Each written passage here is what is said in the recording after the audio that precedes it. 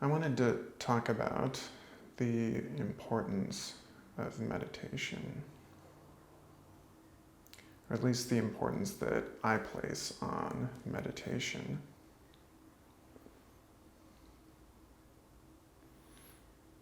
When we talk about the subject of non-duality, or rather the perception of non-duality, often what I think of meditation is what comes to mind.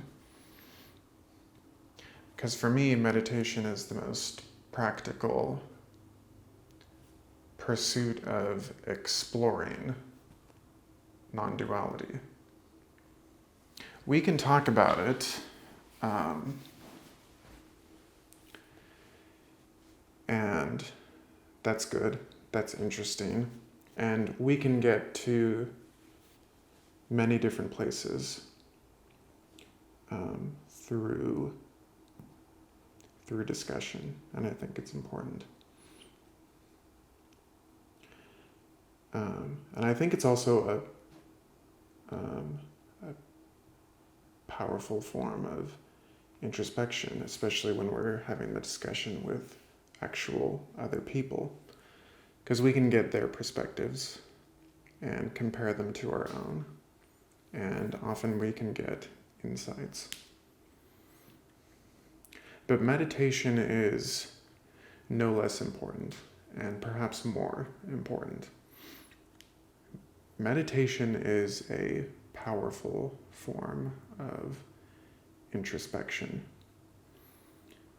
And I would say that most people don't really know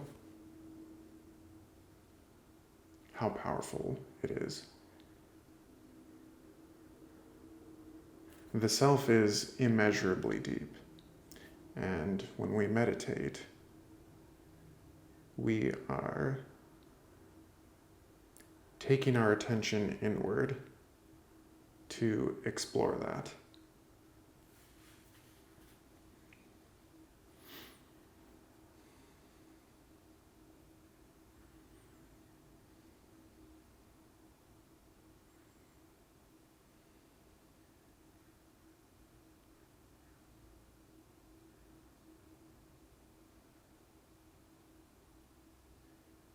Sometimes I think of myself as a mystic and a philosopher, because I really like to think about things, but I also am very interested in experience just as much.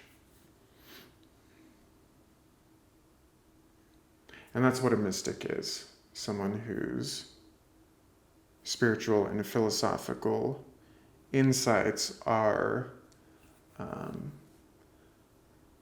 they are based on experience.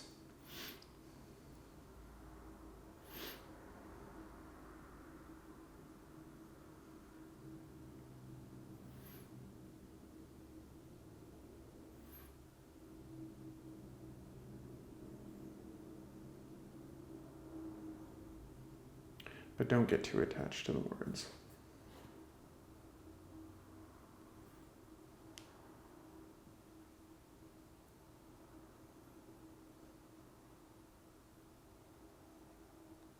When I was a boy, I remember sitting on my bed and looking at my hands and thinking and realizing what an incredible thing this was. Or is, rather. That is waking consciousness, the quality of awareness. And I knew intuitively, in a sense, that this must be the most powerful thing in the universe. And so, that assumption or that insight drove drove me to pursue it. And really, that pursuit hasn't ended. I still like to think. I still like to meditate. And so that's where it all started.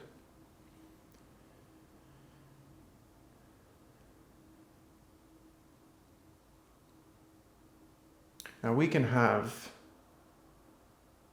mystical / transformative / radical experiences in ordinary waking consciousness.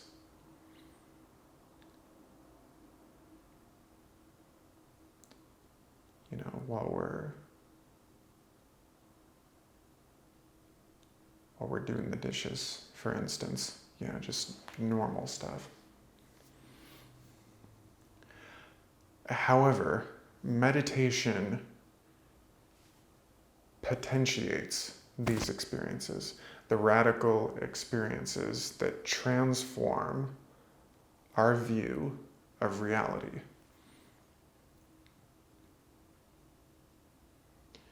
The experiences that separate us from our presumptions about reality and then expose reality to us. And sometimes these can come in very small doses.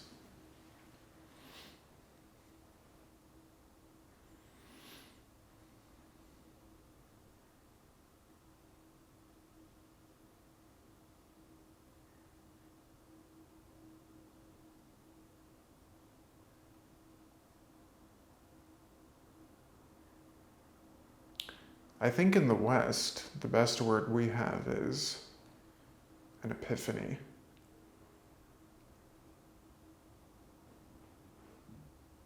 In which sudden insight tells us something about the nature of reality.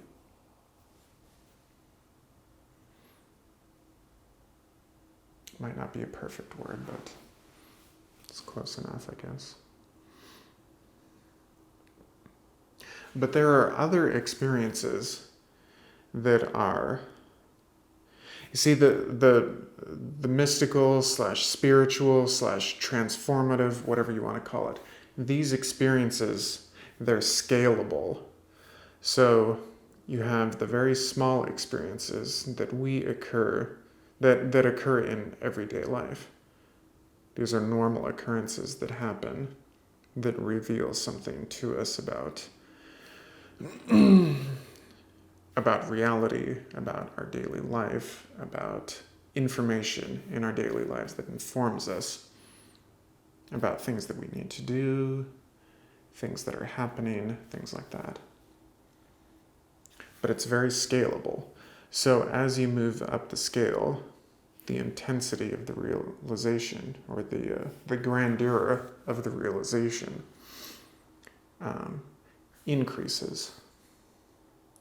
So when you have an extremely intense transformative realization, then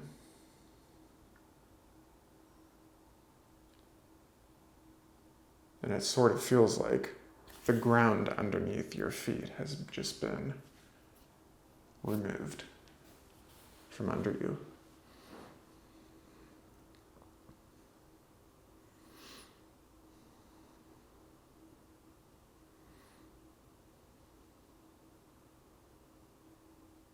And you slip into this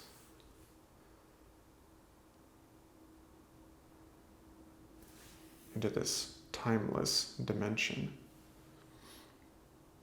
And a lot of different things can happen in this timeless dimension. And that's kind of its nature.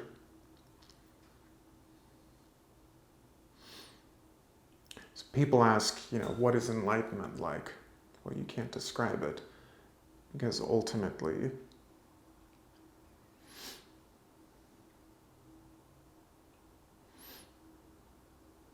The timeless dimension is,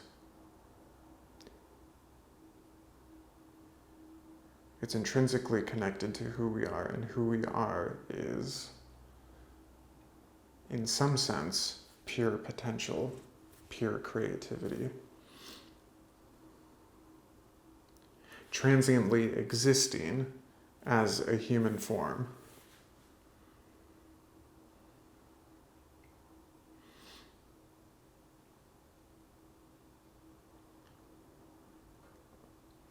And so meditation can potentiate these experiences,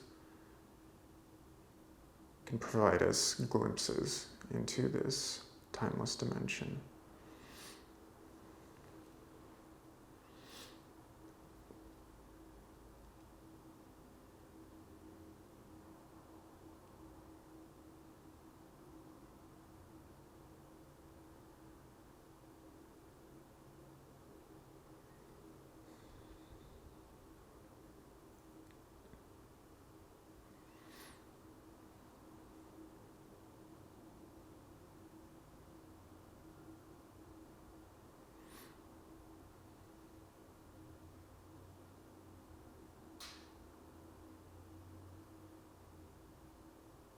Meditation it's not a perfect tool. It's not going to catapult you into some hyper-enlightened nirvana state that'll completely eliminate your suffering. That isn't how it works. In fact, one of the greatest, the most misleading things that comes with ideas like enlightenment and nirvana and, whatever words you want to use, depending on the religion or the guru or the teacher or whoever's making a YouTube video, is that these states will eliminate your suffering. Now, you might be free of suffering in acute states like these.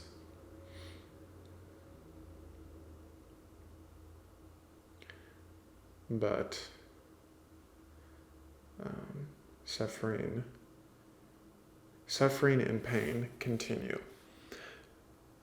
But when we get glimpses into our true nature, it does give us, it does give us tools to deal with it.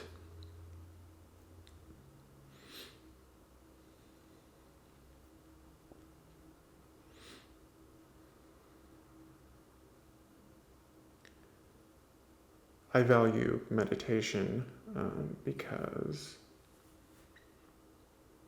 I've come to realize that after years and years of meditation, you can develop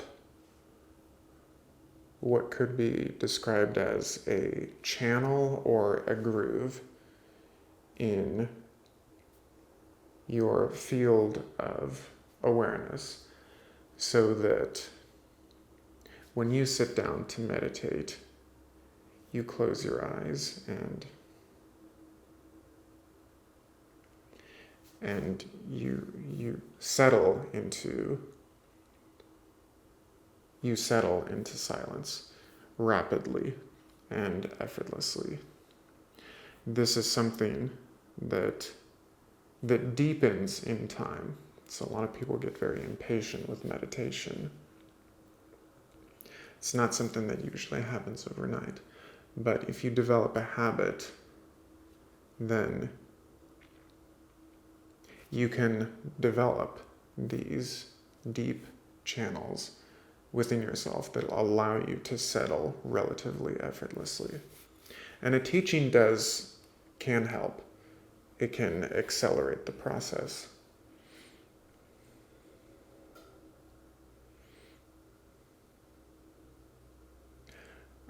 I do have thoughts on that, but I'll probably explore that in another video.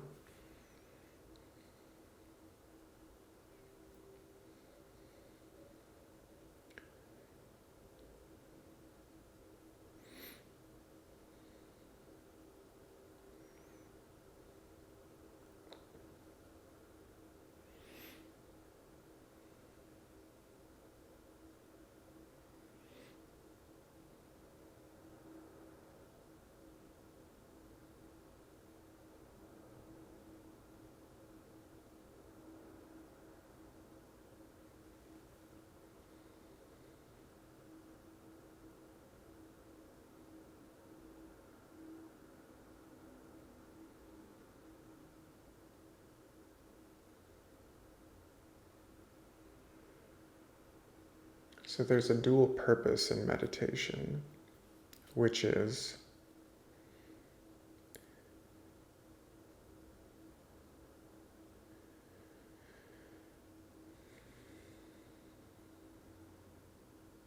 what most people see, which is a way to relax,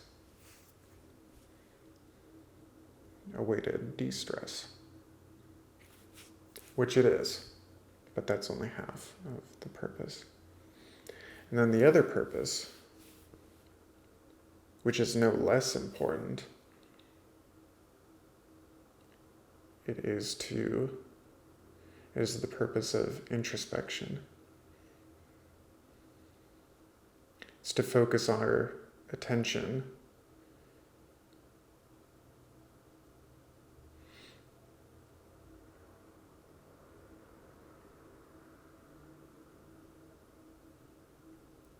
release our grip on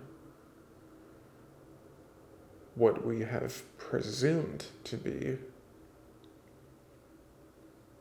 reality for the remaining parts of our day.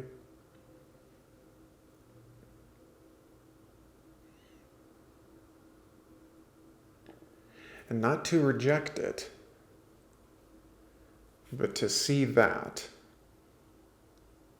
but also everything else around it. And this is in a three-dimensional space, inside us and outside us.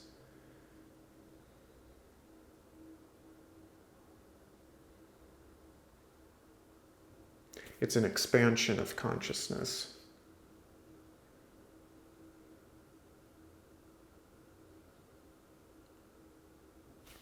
That's why it has to always be repeated. You're not resisting anything. But a lot of people don't, either they don't understand or they don't realize, or they don't have enough experience yet to articulate it in the most appropriate way.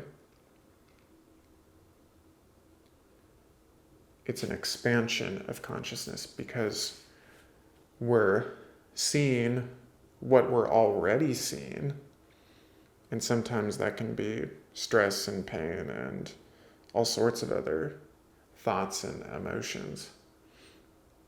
We're seeing that, what's already there, but then we're asking the question, what else is there?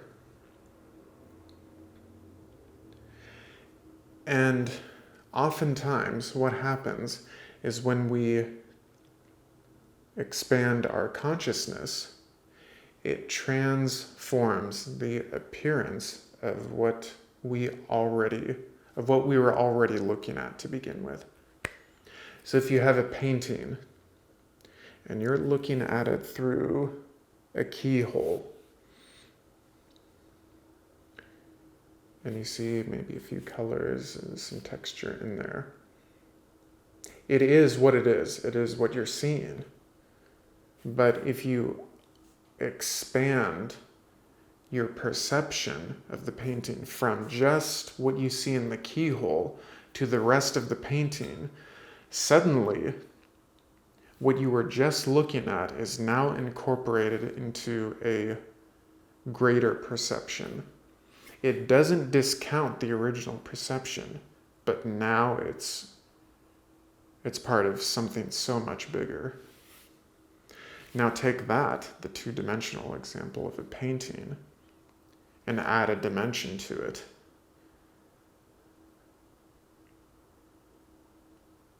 And instead of the reference point being maybe a sculpture, apply that to yourself.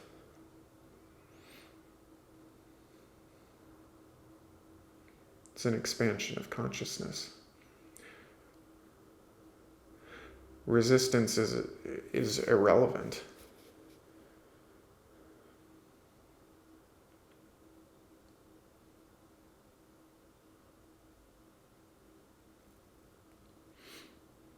Acceptance is irrelevant. We're expanding our awareness.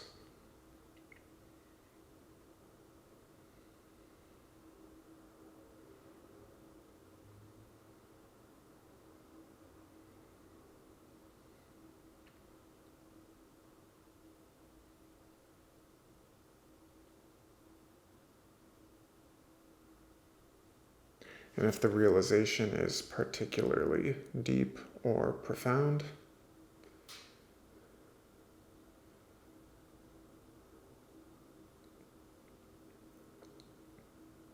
we can literally step out of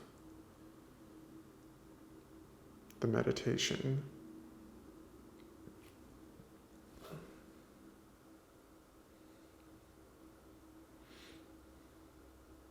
with our jaws dropped.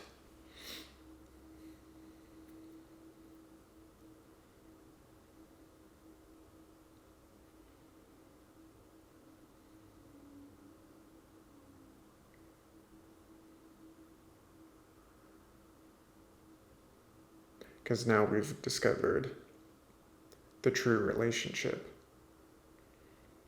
between ourselves and our thoughts, our emotions, and everything around us.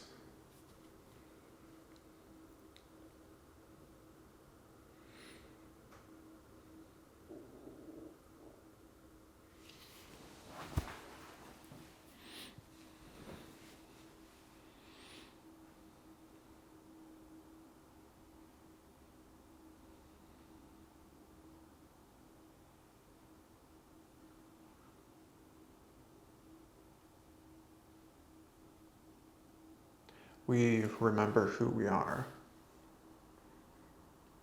beyond the human identification. The human is there. It's always going to be there. At least until the time that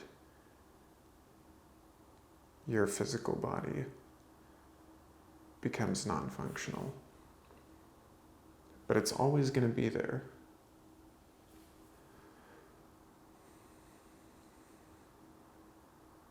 But in that realization, we remember who we actually are.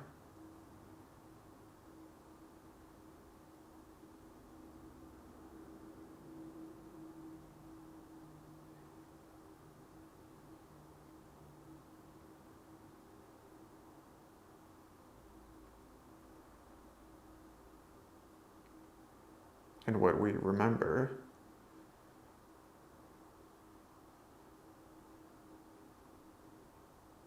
is realized. And simultaneously, we know that we knew all along.